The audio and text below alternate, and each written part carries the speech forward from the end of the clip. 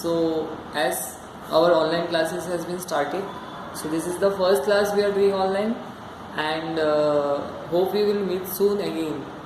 So we will start with the chapter 2 history part, and our topic of the chapter is the ideal societies.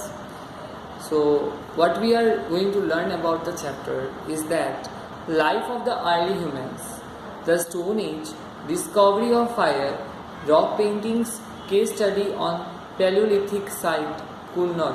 Okay, now first step what you need to do is that find out more about the life of the early humans in the Stone Age period, explaining how they might have started using stones as tools.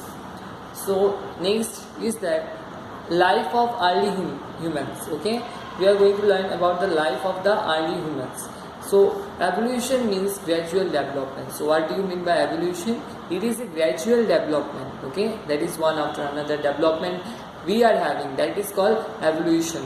Okay, and to study the evolution of the early human beings, we have to rely on archaeological sources, as no written records are available for this period. Most of this information about this period comes from the fossils and the artifacts such as the tools, utensils, bones and other remains that may be available for this period.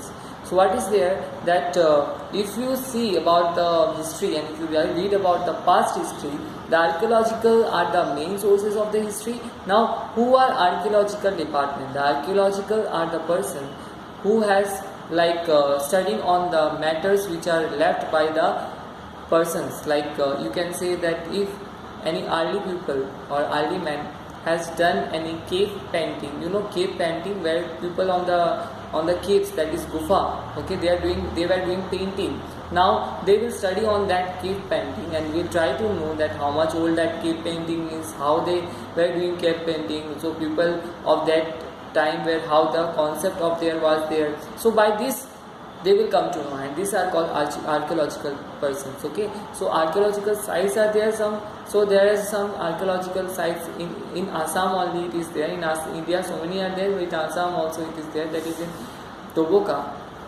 This place name is Akash Ganga. Okay, it is very famous place, archaeological sites, and most of the informations which we study on the archaeological sites about that period comes from the fossils. Now fossils are the remains of the dead plants and animals, and also artifacts. Okay, so that such as tools, artifacts means the tools, okay, utensils, bones and other remains that may available for that period. Okay, from that period we have to study from, and also we are studying in which period? This period. Okay, so the first evidence of the human evolution can be traced back to the continent of Africa around 1.8 to 1.3 million years ago. The fossils of the early humans come entirely from the Africa. They travel in all the directions in the search of food, water and new places to live. You see the first evidence. So from where the human being came, human evolution was started. It was nearly 1.8 billion years ago, or we can say that it was between 1.8 billion to 1.3 billion years ago. It was very old, you can see it was very old. Now the fossils of early humans come entirely from Africa. How can we say that the peoples during that time used to stay in Africa? Because the dead plants, the dead animals, skeleton has been found mostly in the land of Africa only, and the sizes of and the shape of the African of the means of that people were totally different. Okay, their face structure, the body structure was totally different, and they was also longer in shape, larger in shape. The face size will be little bit bigger than our head. Okay, so in the early stages humans were mostly hunter gatherers and nomads. In that time the human being was mostly of hunter, like they were doing hunting, gathering the food, and they were also nomads. Now who are nomads? Those who do not have the permanent settlement. Okay, they are the people are called nomads. They used to hunt animals for the skin, then also flesh and bones. Why did they means hunting? They used to hunt the skin of the animal. Also flesh means the meat of the animal they want to eat. And also what did they did with the skin? They were making cloth with the skin. Okay, They were like the skin of the other animals was used to make the clothes of their, and also they were eating the flesh, and also the bones were used. Okay, what they were doing, they were using these bones for the hunting purpose. Okay, and also making the tools, weapons, okay, ornaments they were making. You will see that that early people are wearing the bones ornaments. When the resources of one places were exhausted, they moved to other places. They used to live either under the trees or in the caves. If suppose the neighboring places, all the things got over, animals, all the animals is eaten by that early man. Plants also, nothing is left in there. Now that particular early man will change the place and will go to the place where there is much of animals.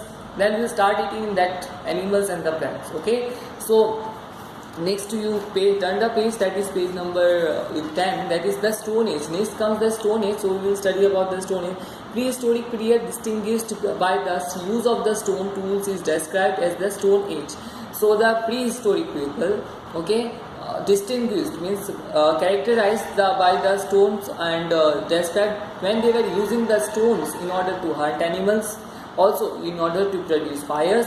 That is the Stone Age. Okay, the Stone Age have been divided into 3 categories, that is Paleolithic, Mesolithic, Neolithic.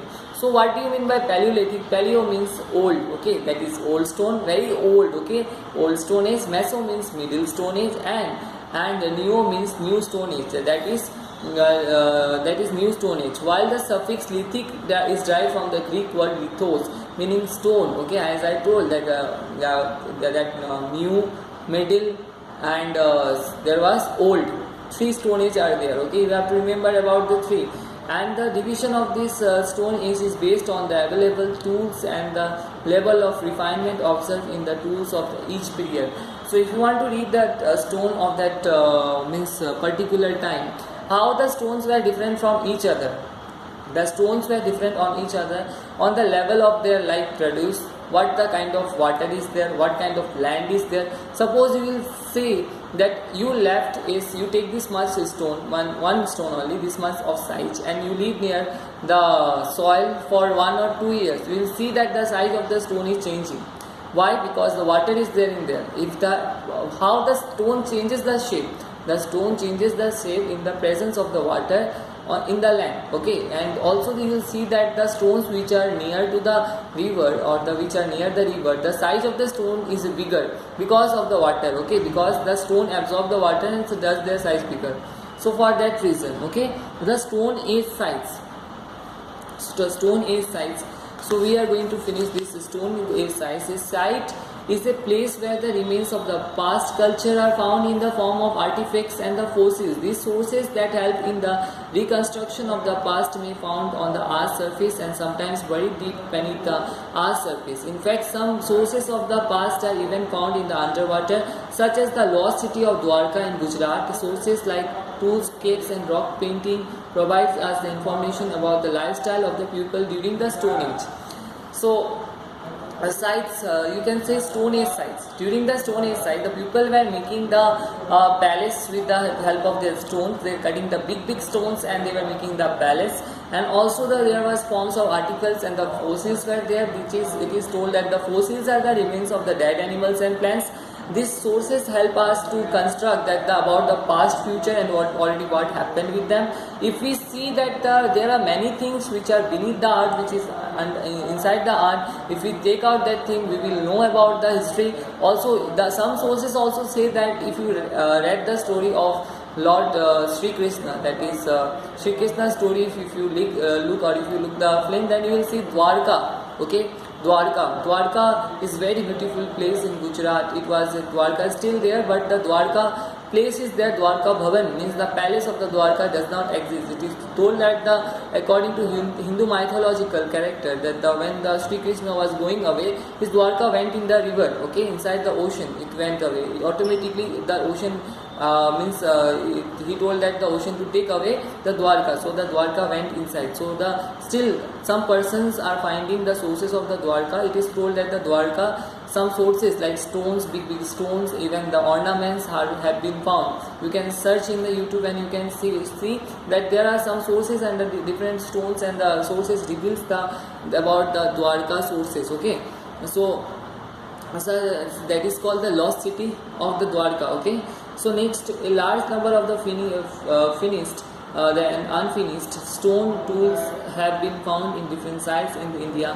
Places where the stones were easily available, where people made the tools, were classified as a factory sites. When now, with the help of the tools, the person who are making different kind of ornaments, different kind of stones on, and different kind of, why you don't have seen the pearl stone, that with the help also we are wearing the pearl stone, still we are used. Okay, the people made factory tools, and also they were factory sites. While now, what is factory? A group of the people, so many people working together in a one place to make one thing, it is called a factory. Okay, now factory, in the actually the definition of the factory is not that now, but in the factory lots of the person are working, we need to keep in the mind that thing only. Okay, so the places that were have been distinguished as a factory sites have been large blocks of the stones or the tools that maybe have been discarded, left behind since they were not perfectly chiseled. They also have contained some chips that may have been the waste material accumulated while making the stone tools. Habitation sites were places where the people lived and included caves and the rock shelters. People during the Stone Age may have chosen to live in the caves and rock shelters, as they provided shelter from the rain, heat and wind. The Bhimbetka caves in Madhya Pradesh are the example of habitation site. The important Stone Age sites in the India, including Kondapur, then Nivasa, Mahargarh, then Bhimbetka rock shelter and Idakal caves. So there are so many stone sites are there which are mentioned here. These are also tourist India site, and if you want, if you are very fascinated to visit the places, then you can have it look on there. Okay. So next we are going to start about the Paleolithic age. Then we will start about the divisions of the Paleolithic age, then Neolithic age. I hope that in the next chapter means explanation, we will finish it. If not, then we will make the 3 parts of the video. This is the part 1. Your second part will be coming very soon, that is tomorrow. Until then, that take care. Thank you. Bye bye.